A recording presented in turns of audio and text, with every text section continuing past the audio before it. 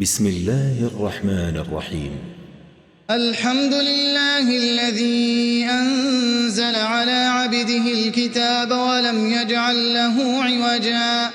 قيما لينذر بأسا شديدا من لدنه ويبشر المؤمنين الذين يعملون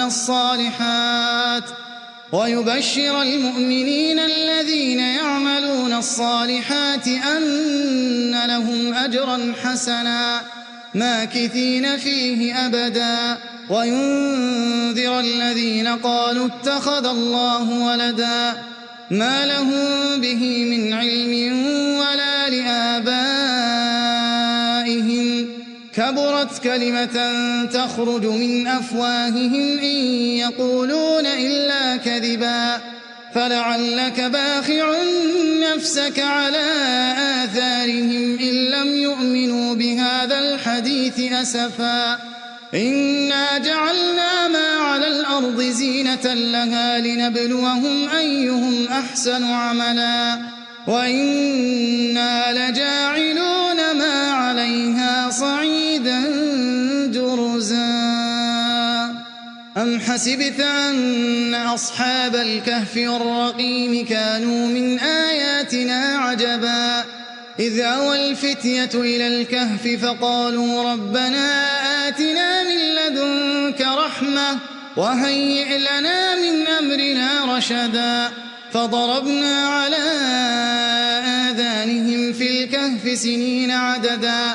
ثم بعثناهم لنعلم أي الحزبين أحصى لما لبثوا أمدا نحن نقص عليك نبأهم بالحق إنهم فتية آمنوا بربهم وزدناهم هدى وربطنا على قلوبهم إذ قاموا فقالوا ربنا رب السماوات والأرض لن ندعو من دونه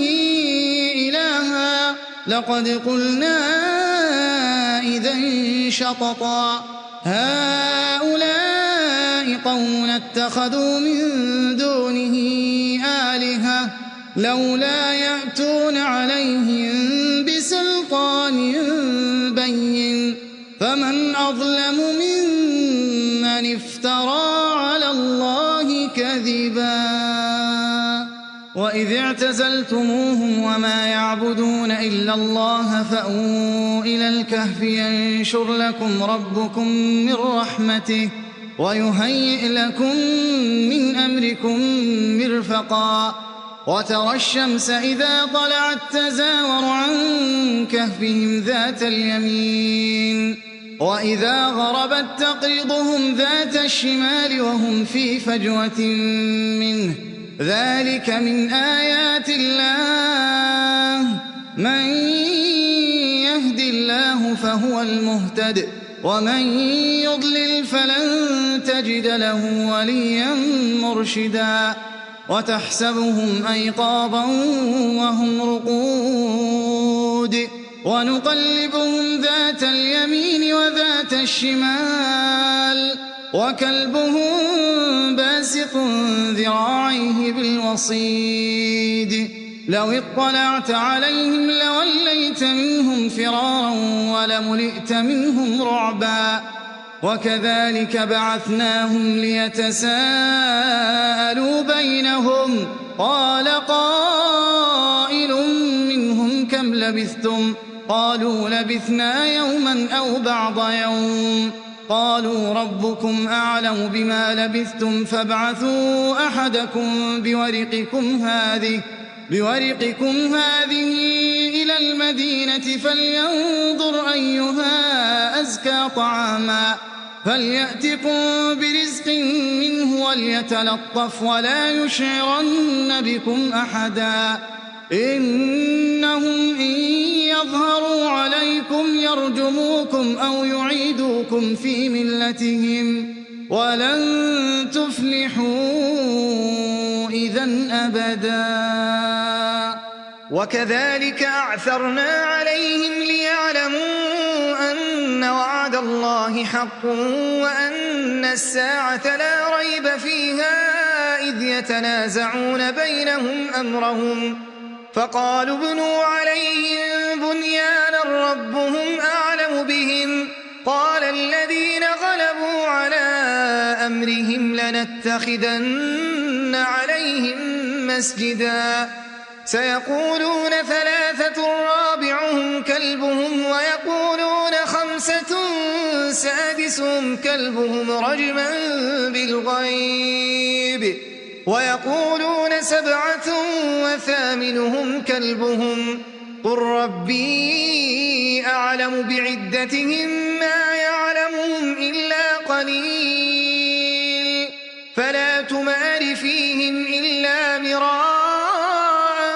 ظاهرا ولا تستفت فيهم منهم أحدا ولا تقولن لشيء إني فاعل ذلك غدا إلا أن يشاء الله واذكر ربك إذا نسيت وقل عسى أن يهديني ربي لأقرب من هذا رشدا ولبثوا في كهفهم 300 سنين وازدادوا 9 قل الله أعلم بما لبثوا له غيب السماوات والأرض أبصر به وأسمع ما لهم من دونه من ولي ولا يشرك في حكمه أحدا واتل ما أوحي إليك من كتاب ربك لا مبدل لكلماته ولن تجد من دونه ملتحدا واصبر نفسك مع الذين يدعون ربهم بالغداة والعشي يريدون وجهه ولا تعد عيناك عنهم تريد زينة الحياة الدنيا ولا تطع من أغفلنا قلبه عن ذكرنا واتبع هواه وكان أمره فرطا وقل الحق من ربكم فمن شاء فليؤمن ومن شاء فليكفر إنا أعتدنا للظالمين نارا أحاط بهم سرادقها وإن يستغيثوا يغاثوا بماء كالمهل يشوي الوجوه بئس الشراب وساءت مرتفقا إن الذين آمنوا وعملوا الصالحات إنا لا نضيع أجر من أحسن عملا أولئك لهم جنات عدن تجري من تحتهم الأنهار يحلون فيها من أساور من ذهب ويلبسون ثيابا خضرا من سندس واستبرق متكئين فيها على الأرائك نعم الثواب وحسنت مرتفقا واضرب لهم مثل الرجلين جعلنا لأحدهما جنتين من أعناب وحففناهما بنخل وجعلنا بينهما زرعا كلتا الجنتين آتت أكلها ولم تظلم منه شيئا وفجرنا خلالهما نهرا وكان له ثمر فقال لصاحبه وهو يحاوره أنا أكثر منك مالا وأعز نفرا ودخل جنته وهو ظالم لنفسه قال ما أظن أن تبيد هذه أبدا وما أظن الساعة قائمة ولئن رددت إلى ربي لأجدن خيرا منها منقلبا قال له صاحبه وهو يحاوره أكفرت بالذي خلقك أكفرت بالذي خلقك من تراب ثم من نطفة ثم سواك رجلا لكن هو الله ربي ولا أشرك بربي أحدا ولولا إذ دخلت جنتك قلت ما شاء الله لا قوة إلا بالله إن ترني أنا أقل منك مالا وولدا فعسى ربي أن يؤتيني خيرا من جنتك ويرسل عليها حسبانا من السماء فتصبح صعيدا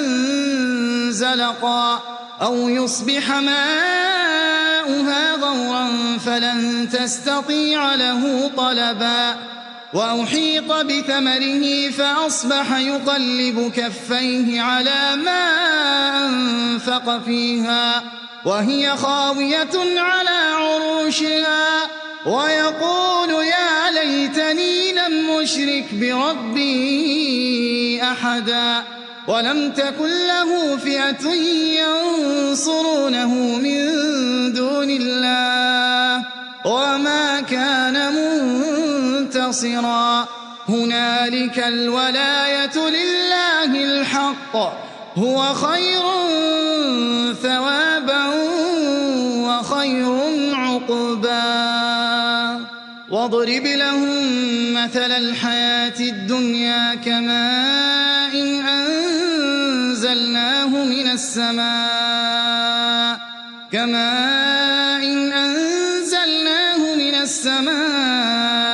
فاختلط به نبات الأرض فأصبح هشيما تذروه الرياح وكان الله على كل شيء مقتدرا المال والبنون زينة الحياة الدنيا والباقيات الصالحات خير عند ربك ثوابا وخير أملا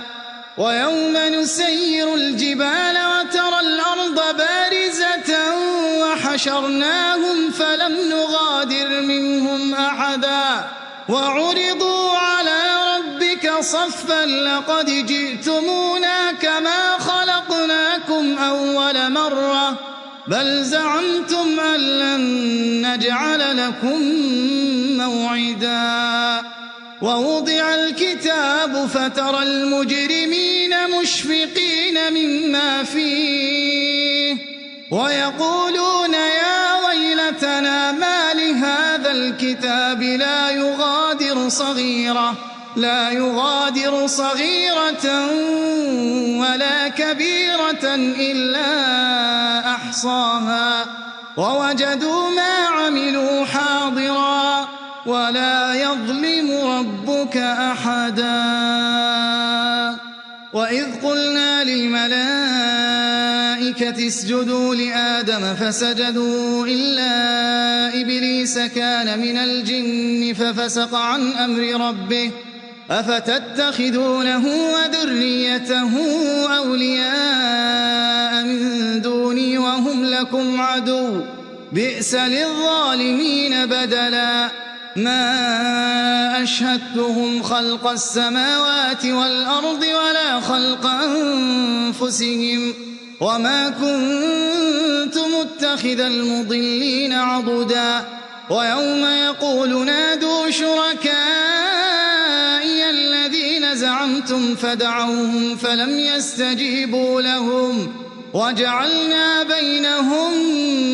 موبقا ورأى المجرمون النار فظنوا أنهم مواقعوها ولم يجدوا عنها مصرفا ولقد صرفنا في هذا القرآن للناس من كل مثل وكان الإنسان أكثر شيء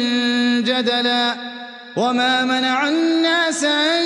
يؤمنوا إذ جاءهم الهدى ويستغفروا ربهم إلا أن تأتيهم سُنَّةُ الْأَوَّلِينَ أَوْ يَأْتِيَهُمُ الْعَذَابُ قُبُلًا وَمَا نُرْسِلُ الْمُرْسَلِينَ إِلَّا مُبَشِّرِينَ وَمُنذِرِينَ وَيُجَادِلُ الَّذِينَ كَفَرُوا بِالْبَاطِلِ لِيُدْحِضُوا بِهِ الْحَقَّ وَاتَّخَذُوا آيَاتِي وَمَا أُنذِرُوا هُزُوًا وَمَنْ أَظْلَمُ مِمَّنْ ذُكِّرَ بِآيَاتِ رَبِّهِ فأعرض عنها ونسي ما قدمت يداه إنا جعلنا على قلوبهم أكنة أن يفقهوه وفي آذانهم وقرا وإن تدعهم إلى الهدى فلن يهتدوا إذن أبدا وربك الغفور ذو الرحمة لو يؤاخذهم بما كسبوا لعجل لهم العذاب بل لهم موعد لن يجدوا من دونه موئلا وتلك القرى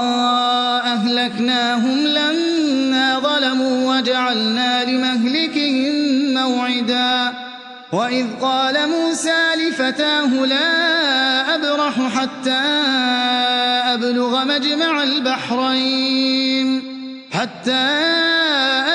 مجمع البحرين أو أمضي حقبا فلما بلغا مجمع بينهما نسيا حوتهما فاتخذ سبيله في البحر سربا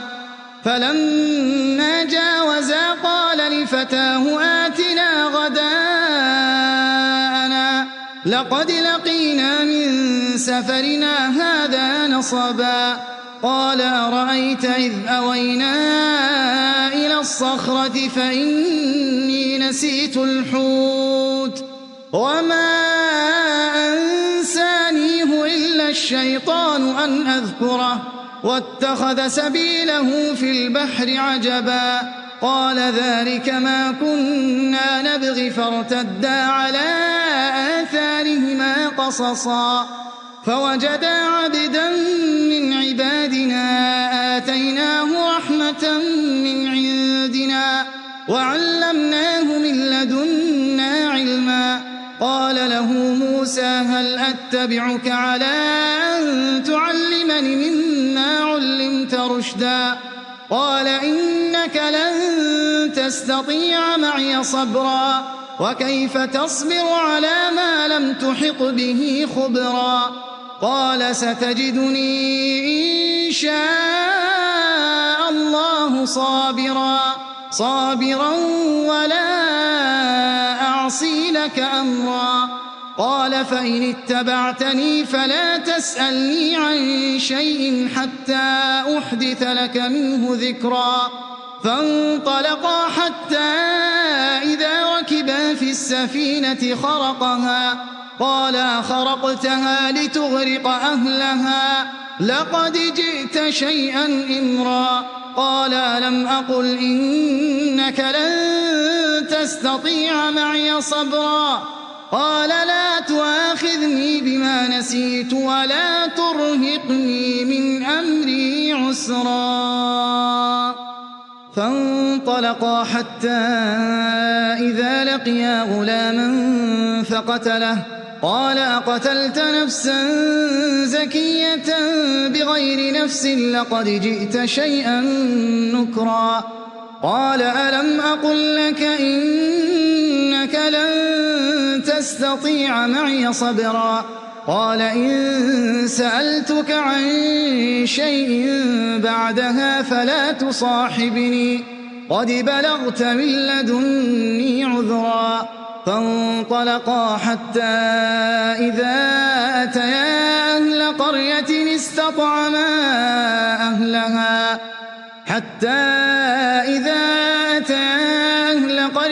استطعما أهلها فأبوا أن يضيفوهما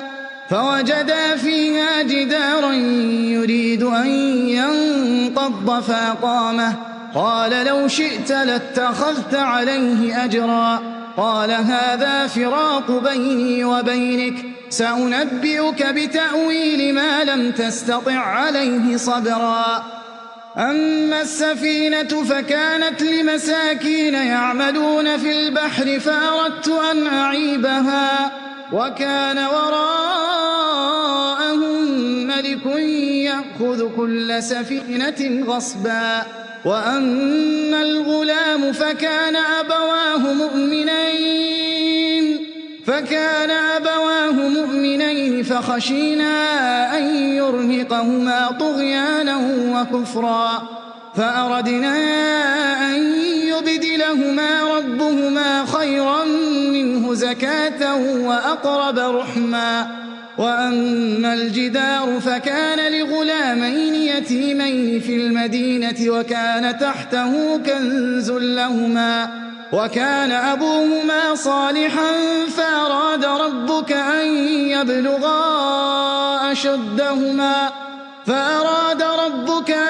يبلغا أشدهما ويستخرجا كنزهما رحمة من ربك وما فعلته عن أمري ذلك تأويل ما لم تسطع عليه صبرا ويسألونك عن ذي القرنين قل سأتلو عليكم منه ذكرا إنا مكنا له في الأرض وآتيناه من كل شيء سببا فأتبع سببا حتى إذا بلغ مغرب الشمس وجدها تغرب في عين حمئة ووجد عندها قوما قلنا يا ذا القرنين إما أن تعذب وإما أن تتخذ فيهم حسنا قال أما من ظلم فسوف نعذبه ثم يرد إلى ربه فيعذبه عذابا نكرا وأما من آمن وعمل صالحا فله جزاء الحسنى وسنقول له من أمرنا يسرا ثم أتبع سببا حتى إذا بلغ مطلع الشمس وجدها تطلع على قوم لم نجعل لهم من دونها سترا كذلك وقد أحطنا بما لديه خبرا ثم أتبع سببا حتى إذا بلغ بين السدين وجد من دونهما قوما لا يكادون يفقهون قولا قالوا يا ذا القرنين إن يأجوج ومأجوج مفسدون في الأرض فهل نجعل لك خرجا على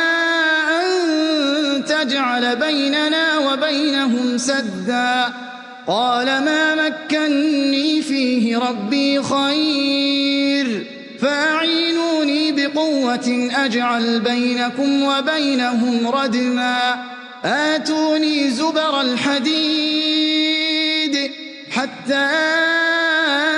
إذا ساوى بين الصدفين قال انفخوا حتى إذا جعله نارا قال آتوني أفرغ عليه قطرا فما استطاعوا أن يظهروه وما استطاعوا له نقبا قال هذا رحمة من ربي فإذا جاء وعد ربي جعله دكا وكان وعد ربي حقا وتركنا بعضهم يومئذ يموج في بعض ونفخ في الصور فجمعناهم جمعا وعرضنا جهنم يومئذ للكافرين عرضا الذين كانت أعينهم في غطاء عن ذكري وكانوا لا يستطيعون سمعا أفحسب الذين كفروا أن يتخذوا عبادي من دوني أولياء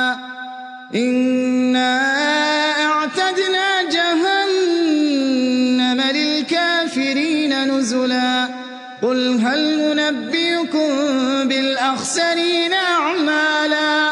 الذين ضل سعيهم في الحياة الدنيا وهم يحسبون أنهم يحسنون صنعا أولئك الذين كفروا بآيات ربهم ولقائه